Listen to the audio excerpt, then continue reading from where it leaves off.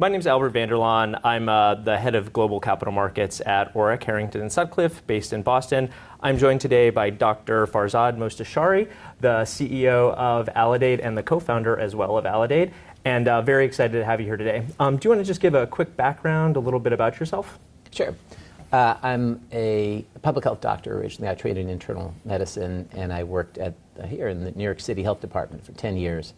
And then went into the feds. I helped lead the efforts to roll out electronic health records to American healthcare. Cool. During the Obama administration. And then I founded Aledade, a little over 10 years ago now.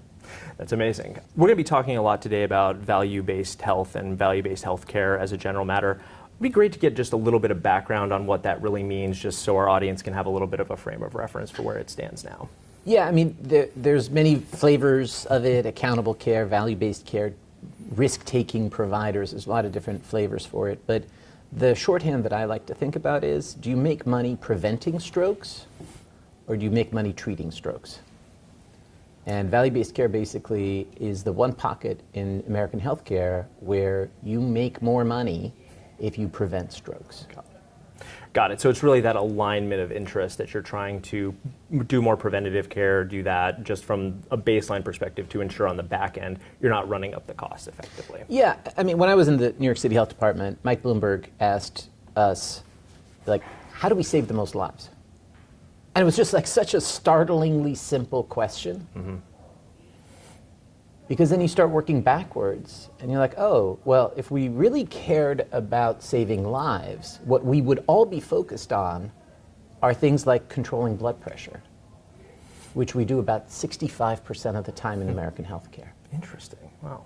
Right? Okay. And so then why don't we? Yeah. Right? Then it's like peeling the onion back. Like, why don't we focus on preventing heart attacks and strokes and controlling blood pressure, which we know how to do, mm-hmm. right? We don't need to invent new technology or medicines for that. We just need to pay attention to it. Why don't we? And fundamentally what I realized was it wasn't a knowledge problem, it wasn't a technology problem, it was a healthcare incentives problem. And so bringing that alignment between what's good for the patient, clearly being what's also good for the provider and what's good for society, bringing all three of those into alignment is what value-based care really is. Okay, that makes a lot of sense. I mean, makes a lot of sense. Wish we were doing more of it, but in that frame, what is the future really of value-based care from your perspective, and really what is Aledade doing to kind of forward that progress as we look at it now? Winston Churchill once, I don't know, it's attributed to him, said, Americans always do the right thing after they've exhausted all other possibilities. Sounds accurate. So that's why I feel with value-based care, that's where we are right now, is we have exhausted all other possibilities. And if you think about, like, how do you control healthcare costs growth in a world where everybody, like there's no limits on how many MRIs you can get or what fancy test that may or may not be good for you is ordered. How do you control that? You get into the fee-for-service mechanisms, right? Like, let's shift all the costs to the patient so they have skin in the game, right? Like, and we've seen the failures of that because people then, stop taking their medicines that are life-saving just as much as they stop, going to the useless test. Then you get into denials, prior authorization. How do you like that? We have exhausted all other possibilities, and value-based care is really showing that it works, that if you give primary care in particular, primary care providers, the incentives, the data, the regulatory opportunity to take total cost of care, total quality, be the quarterback of care for their patients, that they can reduce healthcare cost trends while giving patients more, not less. And I think that's to me, is like the unlock for this whole thing, is more and better and more informed and more engaged primary care. That makes a lot of sense, especially given the overall construct of how interfacing that primary care needs to be with insurance and other providers, and giving them that incentive to really quarterback it and overall help patient care and outcomes just makes a lot of sense from my perspective. How is Aledade kind of working with them and orchestrating your construct within that ecosystem? Yeah, so Aledade has now become, over the past 10 years, the largest network of independent primary care practices engaged in value-based care. So we allow the practices to keep their autonomy while we bring to them the technology, the data, the contracts, the coaching, the playbook in order to succeed in the value-based care world. We have about 2,500 practices across the country. Wow. Now, over 2 million patients, which translates to something like $25 billion a year of medical costs that we're managing. And we're getting about 2% lower healthcare cost trends year after year after year after year. So, you know, by 5 years in, you're 10% lower total cost of care than you otherwise would have been. Wow, that's very impressive. How can you accelerate that, or what's your growth strategy to acquire some more of those, to acquire more primary practices to come into that ecosystem? A lot of this right now is organic growth. Okay. So we succeed in some of our markets where we've been there the longest, is where we continue to have the most robust growth. In the state of Delaware this year, our practices got a check from us for shared savings, right, for actually reducing hospitalizations and reducing cost trends, and then you get a check. That check paid them more for those patients than they had made billing fee-for-service visits all year long for those patients. Wow, okay. So when those practices talk to their neighbors and friends, that's when you really get the organic growth spinning. We did do a tuck-in acquisition last year in 24 in Michigan. There may be more of those in the future. Gotcha, makes sense. So we're sitting here on the eve or a couple of days away from a presidential inauguration. We're not sure fully what some of that package is going to look like from a regulatory perspective, but any insights around where you guys are thinking in the future the regulations may impact your business, or what that may look like from a regulatory environment to accelerate this type of value-based care in the future as well?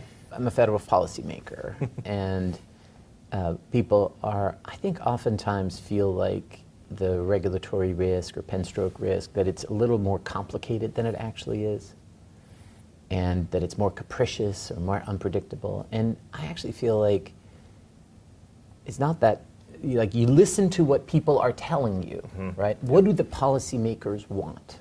And if your business is aligned with what policymakers want, you will face regulatory opportunity. And if your business is built on an arbitrage, if your business is built on a loophole, if your business is fundamentally misaligned with what's good for America, Yep. maybe you'll be able to delay it, but you won't sleep easy. And I feel like we are completely aligned with what policymakers want, which is better care and lower cost.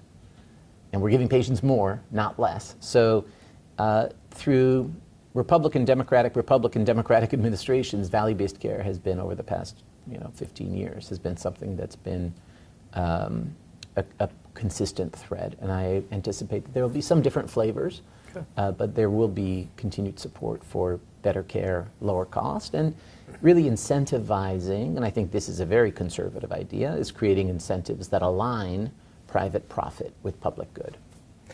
It makes a lot of sense, and also makes a lot of sense in the context of, a lot of healthcare companies over the past few years have really been struggling a little bit.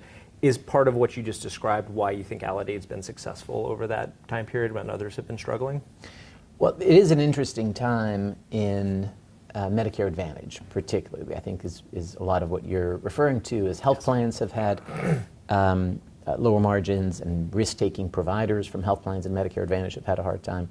And Aledade has had as our base, as our core engine, has had a government program, the Medicare Shared Savings Program, with traditional Medicare patients. And that business has been remarkably consistent in its rules and the regulations and in our results. We last week, or just a few days ago, at the JP Morgan conference, we announced our expected 24 results in that program, which was to go from $538 million of revenue in 23 to $750 million of revenue in 24. So continued very strong growth off a big base there. So that is part of it, but I also think in Medicare Advantage we're very actually bullish on it, and I think that's going to be the next leg of the business for Aledade. Okay. Fascinating. I think that makes a lot of sense, again, just in the context of what you're trying to accomplish. So you mentioned JP Morgan Healthcare that we're just coming off the back end of as well.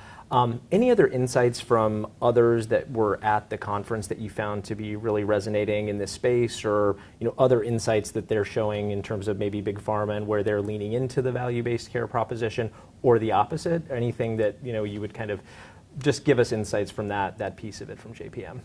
There was a lot of talk about where the future of Medicare Advantage in terms of policy is going to be.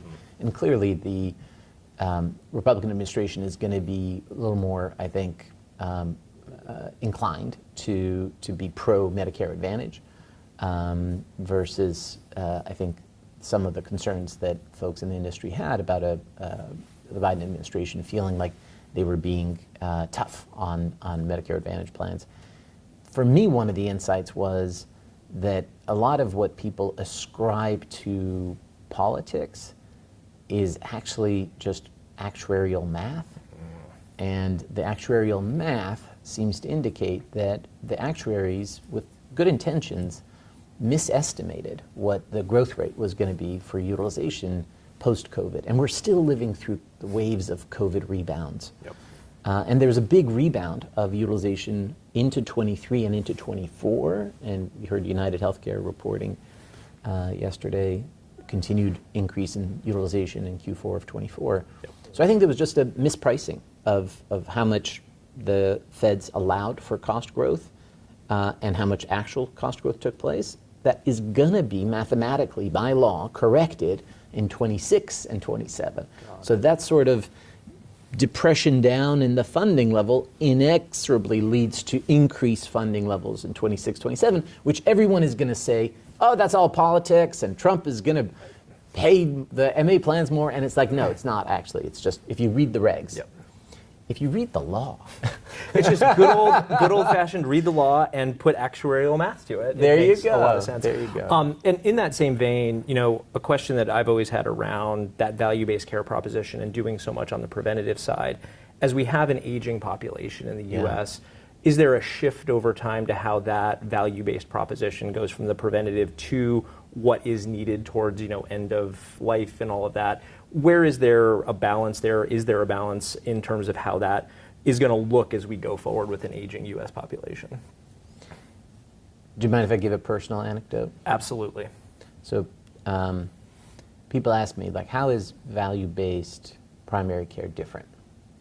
And how do you guys get, reduce better care, lower cost? It seems so hard to do. And it's not hard to do because the current system is so bad. And I know this because I'm taking care of my mom, who's 86 and has congestive heart failure. And this summer, let me just go through the story of how someone who's getting care from a wonderful, smart, amazingly caring primary care doctor in a fee-for-service academic medical center practice, right? Her doc wrote her for a prescription for SGLT2 inhibitor, Jardiance. Yep. My parents went to the pharmacy and they said it's going to be $600. And they didn't fill it. And they didn't tell me, and they didn't tell the doctor. So then she has trouble breathing. And we call the practice, and they say, the next appointment's 3 or 4 months from now. Go to urgent care. Go to urgent care. They say, go to the emergency room. 40 hours in the emergency room. 40 hours sitting next to her bed. When she comes home, she doesn't get a phone call from the primary care practice, like, we heard you were in the ER, how are you doing? Right? Yeah. And to your question, when we were in the emergency room, they said, before we transport her, you got to sign this piece of paper, which is like, do you want to be intubated? Do you want to have chest compressions done? Do you want a feeding tube? In the emergency room, right? That's state-of-the-art, fee-for-service medicine right now, right? When you don't fill the prescription, the doctor doesn't know about it. When you need urgent primary care, they send you to the ER. The ER is 40 hours, and they don't know you, and they slide over that form for end-of-life care. And when you go home, your primary care practice doesn't know you were there. basically doesn't have a mechanism to have that workflow. And in Aledade primary care practices, none of those four things would have happened. Her doc would have known she didn't fill the prescription. They would have said, call us first before you go to the emergency room. They would have followed up with her after an ER visit. And we have a program, a counseling program, that has a net promoter score of 92 that talks to patients for 6 hours about their end-of-life wishes. Wow. So that's the difference between value-based primary care and wonderfully well-intentioned, intelligent, smart doctors being burned out because the system doesn't support them in the way they want to be. Very clear, and appreciate you sharing that story too. I think it brings to light a lot of the transition that, I mean, when I go back to talking to my grandmother, who died years ago, unfortunately, but she always was like, "Where's the family doctor?" And you had the family doctor, you had that ecosystem, and they knew those people, and they went into that. And then we shifted over years to the paradigm you just described, which is very unfortunate. But I think what you're working towards makes so much more sense just from a personal perspective too, which I think, put aside value-based care versus other, it's just personal care too, right? And I think that's a huge aspect of it. So really appreciate that. Well, and really appreciate you coming in today. Thank you so much. This was a pleasure to have you, and really appreciate it. Thank you. Thank you.